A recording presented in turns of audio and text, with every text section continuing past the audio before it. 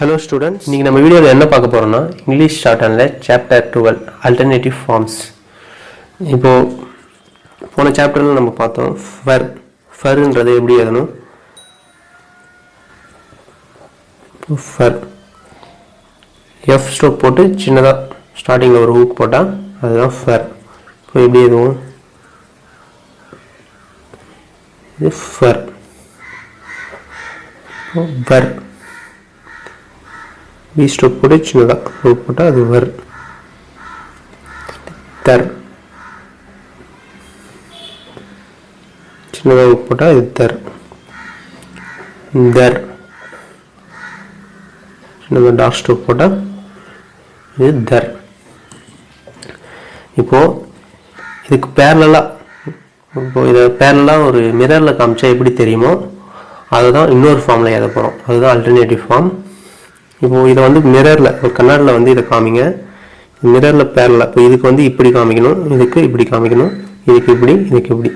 மிரரில் காமிச்சா எந்த இமேஜ் தெரியுமோ அதை தான் எழுத போகிறோம். இதை பேரலாக மிரரில் காமிச்சா எப்படி தெரியும்னா இப்படி தெரியும். ஃபர் இதுவும் ஃபர் தான். வர் காமிச்சிங்கன்னா இப்படி தெரியும் வர். தர் பேரலாக காமிச்சிங்கன்னா இப்படி தெரியும் தர். இது தர் டார்க் ஸ்ட்ரோக்கு டார்க் ஸ்ட்ரோக் தர்.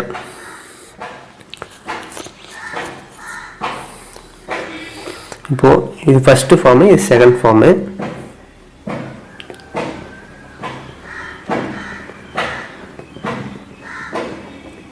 ஃபர்ஸ்ட் ஃபார்ம் இது செகண்ட் ஃபார்ம். இது வந்து லெஃப்ட் கர்வு, இது வந்து ரைட் கர்வ்.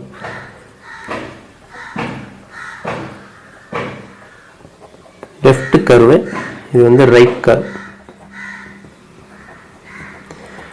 லெஃப்ட் இருக்கிறதால லெஃப்ட் கர்வ், இது ரைட்டில் இருக்கிறதால ரைட் கர்வ். ஓகேங்களா? இப்போது எங்கே இந்த ஃபார்ம் யூஸ் பண்ணணும், எங்கே இந்த ஃபார்ம் யூஸ் பண்ணணும் அப்படின்னு டீட்டெயிலாக பார்க்கறது தான் இந்த சாப்டர். இப்போ நெக்ஸ்ட் இதை யூஸ் பண்ணி எப்படி எழுதுறதுன்னு பார்க்கலாம். இது புக்கில் இருக்க டெஃபினேஷன் என்ன சொல்கிறாங்கன்னா, இப்போ ஃபர் வர் தர் தர் இந்த ஸ்ட்ரோக் மட்டும் தனியாக வவல் முன்னாடி வந்தால் இந்த ஃபர்ஸ்ட் ஃபார்ம் யூஸ் பண்ணணும், அதாவது லெஃப்ட் கர்வ் இந்த ஃபார்ம் யூஸ் பண்ணணும். இதுவே இந்த ஸ்ட்ரோக் மட்டும் தனியாக வவல் பின்னாடி வந்தால் second form right curve form use பண்ணணும். ஓகேவா? இப்போ எக்ஸாம்பிள் பார்க்கலாம். எக்ஸாம்பிள் பார்த்தா புரியும். இப்போ ஃபஸ்ட்டு ஆஃபர். இதில் பாருங்கள், ஃபர்ஸ்ட் ஸ்ட்ரோக் மட்டும் தனியாக வருது, ஃபர்ருக்கு முன்னாடி வவல் வருது. ஸோ லெஃப்ட் ஃபார்ம் தான் யூஸ் பண்ணணும். ஸோ எப்படி ஆகும்னா ஆஃபர் ஆ கூட்டல் ஃபர். ஃபர்ருக்கு முன்னாடி வவல் வருது, ஃபர்ஸ்ட் ஸ்ட்ரோக் தனியாக வருது. ஸோ ஃபர்ஸ்ட் ஃபார்ம் யூஸ் பண்ணுறோம். இதுவே ஃப்ரை. இதில் பாருங்கள், ஃபாருக்கு அப்புறம் வவல் வருது. ஸோ ரைட் ஃபார்ம் யூஸ் பண்ணுறோம். எப்படி ஆகுதுன்னா இப்படி ஆகும் ஃப்ரை. ஓகேவா? இப்போது நெக்ஸ்ட் அதர். இது பாருங்கள், தர்ருக்கு முன்னாடி வவல் வருது. ஸோ ஃபர்ஸ்ட் ஃபார்ம் யூஸ் பண்ணணும். தர் ஸ்ட்ரோக்கு ஆ அதர். இதுவே த்ரோ. தருக்கு அப்புறம் வவல் வருது. ஸோ செகண்ட் ஃபார்ம் தான் யூஸ் பண்ணணும். தரு ஓ throw. Either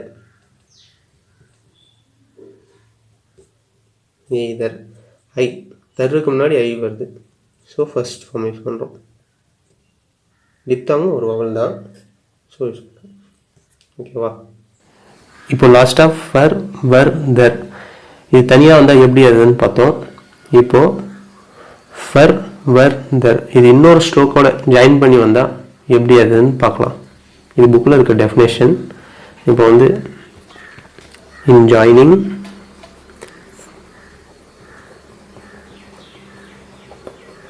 first form is used with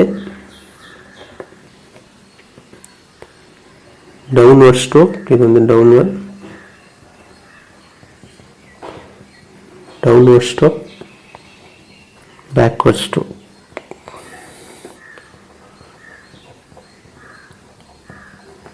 first form எங்கே யூஸ் பண்ணணும்னா டவுன்வர்ட் ஸ்ட்ரோக்குக்கும் பேக்வர்ட் ஸ்ட்ரோக்கும் யூஸ் பண்ணணும். அதாவது லெஃப்ட் ஃபார்ம், லெஃப்ட் கர்வ். ஓகேவா? இப்போ செகண்ட் ஃபார்ம் எங்கே யூஸ் பண்ணணும்னா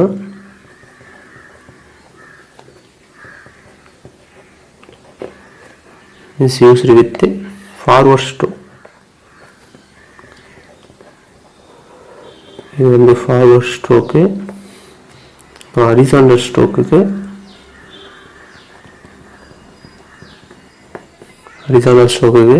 அப்புறம் அப்போர்ட் ஸ்ட்ரோக்கு யூஸ் பண்ணலாம்.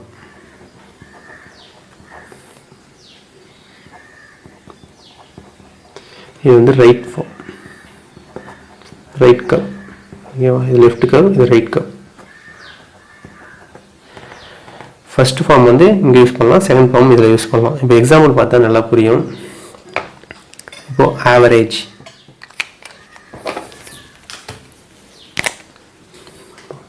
Average, average. இது பாருங்கள், வர் வருது, ஜே வருது. ஸோ எப்படி அதெல்லா ஃபஸ்ட்டு ஃபார்ம் தான் யூஸ் பண்ணணும், வர் ஜே ஆவரேஜ். இப்போ இதுக்கு வந்து இப்படி எழுதக்கூடாது, வர் ஜேன். ஏன்னா ஜே வந்து பேக்வர்ட் ஸ்ட்ரோக். பாருங்கள், ஜே வந்து backward stroke. So first form left curve தான் யூஸ் பண்ணணும், ஆவரேஜ், ஆவரேஜ். ஓகேவா? ஓ, இன்னொரு எக்ஸாம்பிள் பார்க்கலாம். ஜெஃப்ரி, இது வந்து நேமு ஜெஃப்ரி. இதுக்கும் பேக்வர்ட் ஸ்ட்ரோக் தான், ஜே வந்து backward stroke. So first form தான் யூஸ் பண்ணணும், லெஃப்ட் கர்வ், ஜே ஃப்ரீ. இதுக்கு இப்படி எழுதக்கூடாது. ஓகேவா? அதாவது ஒரு ஸ்ட்ரோக் முன்னாடி வந்தாலும் இந்த ஃபர் வர் தர், இதுக்கு முன்னாடி வந்தாலும் பின்னாடி வந்தாலும் இந்த ரூல்ஸ் தான் ஃபாலோ பண்ணணும். ஓகேங்களா? இப்போ ஃப்ரைடே, ஃப்ரைடே. இப்போ இதுக்கு எப்படி யூஸ் பண்ணணும் பாருங்கள், ஃப்ரைடே இப்படி தான் பண்ணணும், இப்படி எழுதக்கூடாது. ஏன்னா டி வந்து டவுன்வர்ட் ஸ்ட்ரோக், டவுன்வர்ட் ஸ்ட்ரோக் வந்தால் ஃபஸ்ட்டு ஃபார்ம் தான் யூஸ் பண்ணணும், அதாவது லெஃப்ட் கர்வ். ஸோ நம்ம இப்படி எழுதுறோம், ஃபஸ்ட்டு ஃபார்ம் போடுறோம். இப்போ இதுவே மூவர், மூவர், மூவர் வந்து எந்த ஃபார்ம் யூஸ் பண்ணணும்? இப்போ மூவர் இப்படி எழுதலாமா இல்லை இப்படி எழுதலாமா, ரெண்டு அவுட் வரும். மூவர், எம் வந்து டவுன், சாரி எம் வந்து ஹரிசாண்டல் ஸ்ட்ரோக். ஹரிசாண்டல் ஸ்ட்ரோக் வந்தால் செகண்ட் ஃபார்ம் தான் யூஸ் பண்ணணும், ரைட் கர்வ். ஓகேங்களா? ஸோ செகண்ட் ஃபார்ம் யூஸ் பண்ணுறோம், இதுதான் கரெக்ட். மூவர், மூவர். இப்போ வந்து ஃப்ரேம், ஃப்ரேம். இது பாருங்கள், எம் வந்து ஹரிசாண்டல் ஸ்ட்ரோக். ஸோ இப்படி ஆகும், ஃப்ரேம். இப்போது வர்பு, வர்ப். இதுக்கு எப்படி எதுனா வர் பி, பி வந்து ஃபார்வர்ட் ஸ்ட்ரோக். ஸ்ட்ரோக் இதை போகிறோம், இப்படி எழுதக்கூடாது, இப்படி எழுதக்கூடாது, இப்படி தான் எழுதணும். ஓகேங்களா? இது எப்படி ஃபார்வர்ட் பேக்வர்ட் சொல்கிறேன்னா, இப்போ ஃபார்வர்ட்னா இந்த ஸ்ட்ரோக் இப்படி போடுறோமா, இப்போ இங்கே வாட்டர் ஊற்றுனா இப்படி தான் போகும், ஃபார்வர்டில் போகும். பேக்வர்ட்னா இப்படின்னா இப்படி தான் போகும். ஸோ இது ஃபார்வர்ட், இது பேக்வர்ட். ஓகேங்களா? இப்போ நெக்ஸ்ட் வந்து எஃப்எல் அண்ட் விஎல் பார்க்கலாம். இப்போ இதுக்கும் அல்டர்னேட்டிவ் ஃபார்ம்ஸ் பார்த்துட்டு அப்புறம் எஃப்எல் அண்ட் விஎல் பார்க்கலாம். இப்போ இதுக்கு அல்டர்னேட்டிவ் ஃபார்ம் பார்க்கலாம். எஃப்எல், எஃப்எல்னா எப்படி இருக்கும்? எல் வந்து லார்ஜாக போடணும். விஎல் டார்க் ஸ்ட்ரோக்கு லார்ஜாக போடணும். எல் டல் இப்படி போடுவோமா? அடுத்து டல், டல் என்ற சவுண்டு கிடையாது. ஸோ அதுக்கு ஸ்ட்ரோக் போட மாட்டோம், டல் மட்டும்தான். இப்போ இதுக்கு அல்டர்னேட்டிவ் ஃபார்ம்ஸ் பார்க்கலாம். இப்போ இதுக்கு அல்டர்னேட்டிவ், இதுக்கு பேரலாக போய் மிரரில் பார்த்தீங்கன்னா இப்படி தெரியும், வல்லுக்கு இப்படி தெரியும். டார்க் ஸ்ட்ரோக்கு, இது லைட் ஸ்ட்ரோக், இது லைட் ஸ்ட்ரோக், இது டார்க் ஸ்ட்ரோக். ஓகேங்களா? டல்லுக்கு வந்து அல்டர்னேட்டிவ் ஃபார்ம்ஸ் கிடையாது. ஓகேங்களா? ஸோ டல் எப்படி வந்தாலும் இந்த ஒரு ஃபார்ம் தான் எழுதணும். இப்போது ஃபல் அண்ட் வெல் மட்டும்தான். ஓகேவா? இப்போது எப்படி எழுதுன்னு பார்க்கலாம். த ரைட் கர்வ்ஸ் ஃபல் well R used only after straight up stroke and horizontal. ஓகேவா? இப்போ எப்படி அதுன்னு பார்க்கலாம். இப்போ ஹரிசாண்டல்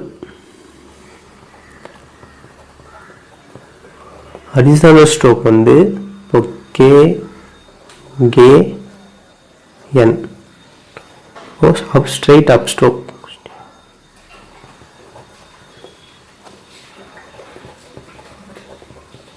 ஸ்ட்ரைட் அப் ஸ்ட்ரோக்னா ray way a upward H. இது வந்து இதுக்கப்புறம் ஃபல் வெல் வந்தால் ரைட் ஃபார்ம் தான் யூஸ் பண்ணணும். அதாவது இந்த ஃபார்ம் தான் யூஸ் பண்ணணும். கே கே என்னு ஸ்ட்ரெயிட் அப் ஸ்ட்ரோக் வந்து ரே வே ஏ அப்போட் ஹெச். இது வந்து இதுக்கப்புறம் ஃபல் வெல் வந்தால் ரைட் ஃபார்ம் தான் யூஸ் பண்ணணும். அதாவது இந்த ஃபார்ம். ஓகேங்களா?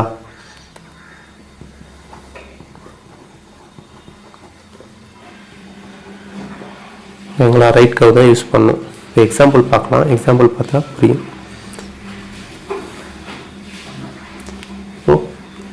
கேவில் கேவில் இது பாருங்க, கே வந்திருக்கு, அதுக்கப்புறம் வில் வந்திருக்கு, விஎல் வந்திருக்கு. ஸோ ரைட் ஃபார்ம் தான் யூஸ் பண்ணணும். இந்த ஃபார்ம். ஓகேங்களா? இந்த ஃபார்ம் தான் இந்த ஃபார்ம். இது லெஃப்ட் ஃபார்ம், இது ரைட் ஃபார்ம். கேவில் எப்படி அதுன்னா கே வில் கேவில் சாரி இங்கே கே கேவில். இப்போ நாவல் நாவல் என் வந்திருக்கு, அப்புறம் வெல் வந்திருக்கு. ஸோ ரைட் ஃபார்ம் தான் யூஸ் பண்ணணும். வெல் நாவல். இப்போ rifle rifle straight up stroke வந்திருக்கு, ஆர் வந்திருக்கு, அப்புறம் ஃபல் வந்திருக்கு. ஸோ ரைட் ஃபார்ம் தான் யூஸ் பண்ணணும். ரைஃபிள். இப்போ ஹோவல் அப்போட் ஹெச் வந்திருக்கு, அப்புறம் வெல் வந்திருக்கு. So oval. வீவல் வீவில் அப்படின்னா வே வந்திருக்கு, வெல் வந்திருக்கு, வீவில். இப்போ in other cases left curve used. இதை தவிர்த்து கே கே என் அப்போ straight அப்போட் stroke ray way a upward H plus FL VL. இது இல்லாமல் மீதி எல்லா கேசஸுக்குமே லெஃப்ட் கர்வ் தான் யூஸ் பண்ணணும். ஓகேங்களா? இப்போ எக்ஸாம்பிள் பார்க்கலாம். இப்போ ஃப்ளோ. இதுக்கு வந்து லெஃப்ட் ஃபார்ம் தான் யூஸ் பண்ணணும். எஃப்க்கு அப்புறம் வாவல் வந்திருக்கு, எஃப்க்கு பின்னாடி வாவல் வந்திருக்கு, லெஃப்ட் ஃபார்ம் தான் யூஸ் பண்ணணும். இப்போ ஃப்ளோனா ஃப்ளோ அஃப்ளோ அஃப்ளோ அஃப்ளோ. இப்போ ஃப்ளேம்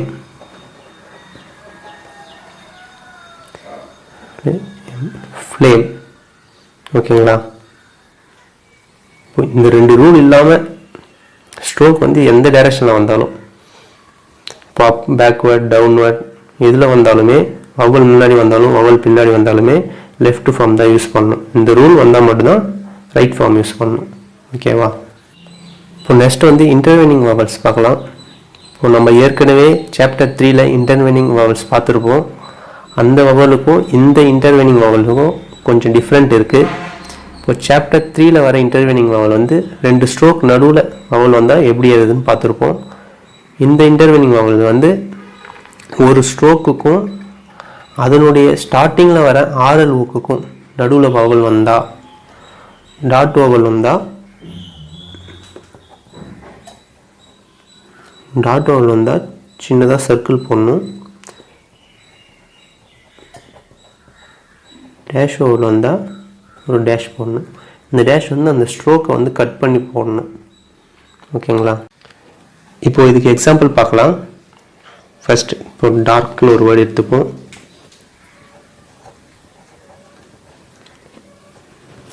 டார்க். இதுக்கு எப்படி ஸ்ட்ரோக் போடுவோம்? டா வந்து ஃபர்ஸ்ட் பிளேஸ் வவல் அபோதி லைனில் எதுவும். ஸோ இப்படி எதுவும் டர்க் டார்க். இப்போது இதுக்கு பாருங்கள், இதுக்கு எங்கே வவல் வைக்கணும்னா இப்போது டி ஸ்ட்ரோக்குக்கும் அதனுடைய ஆர் ஊக்குக்கும் நடுவில் வவல் வருது, ஆன்ற வவல் வருது. டி ஸ்ட்ரோக்குக்கும் அதனுடைய ஆர் ஊக்குக்கும் நடுவில் ஆ வவல் வருது. ஸோ டிஆருக்கு நடுவில் வவல் வருது. இப்போ நடுவில் வவல் வந்தால் எப்படி வருதுன்னா, இப்போ வந்து இங்கே வவல் வச்சிட்டா, ஆ வவல் வச்சிட்டா, இது எப்படி படித்து பாருங்கள், அடார்க்குன்னு வரும். அட் ஃபஸ்ட்டு வவல் தான் படிக்கணும். டருக்கு முன்னாடி வவல் வந்தால் ஃபஸ்ட்டு வவல் படிப்போமா, அடார்க்குன்னு வரும். அட் ஏடி ஏடிஆர்கே அடார்க்குன்னு வரும். இது தப்பு. இப்படி எழுதி இங்கே வவல் வச்சா ஃபஸ்ட்டு எப்படி படிப்போம், இது ஒரு லெட்டர் மட்டும் எடுத்து தான் படிப்போம்.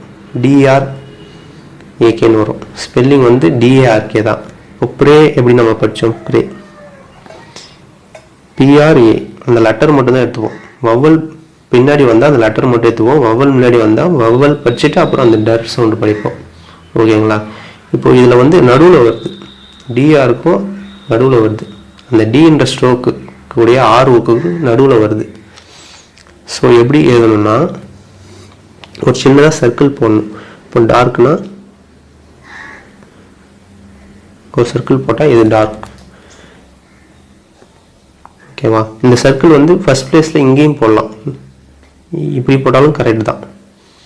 எங்கே வேணாலும் போடலாம், ஆனால் அந்த பிளேஸில் தான் போடணும். ஓகேங்களா.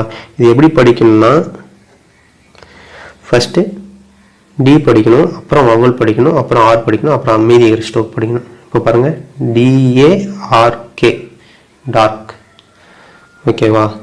இப்போ நெக்ஸ்ட் ஒரு பார்க்கலாம், பேரலல்.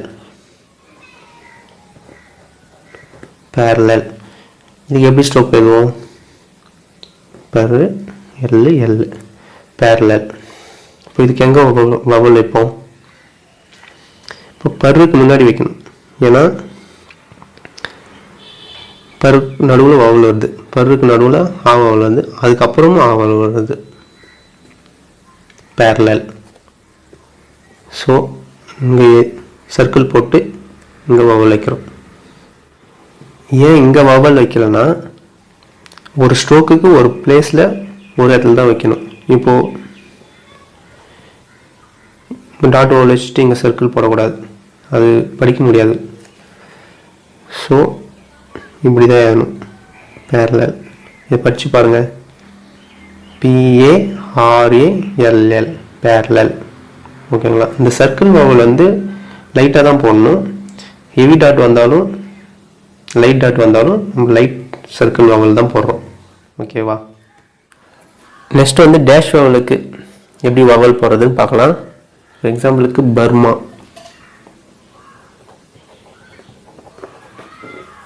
பர்மா வந்து கண்ட்ரி நேமு.